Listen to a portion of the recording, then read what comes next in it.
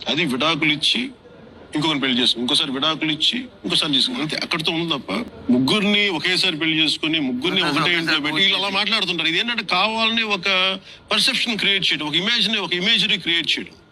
అలాంటి images create చేయాలంటే నా దగ్గర కూడా చాలా ఉంటాయి, కానీ అది సంస్కారం, సభ్యత, అది రెలవెంట్ కాదు కదా, దానికి సంబంధించింది కాదు కాబట్టి అది నేను మాట్లాడను. ఇంకొకసారి ఆయన గురించి పెళ్లిల గురించి మాట్లాడితే మీరు ఊరకుక్కలతో సమానం.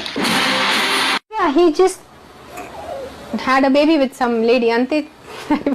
దాంట్లో నేను చాలా ఈజీగా చెప్తున్నాను, అంత ఈజీ లేదు. బికాస్ ఇదే మీతో all his female fans who crazy for him, అదే మీరు ఆయన భార్య ఉండుంటే అండ్ అదే ఆయన మీతో చేస్తుంటే 11 years పెళ్లి తర్వాత మీకు తెలియకుండా ఇంకొక అమ్మాయితో ఒక బేబీ కన్నుంటే అప్పుడు మీ పరిస్థితి ఎలా ఉండేది ఒక్కసారి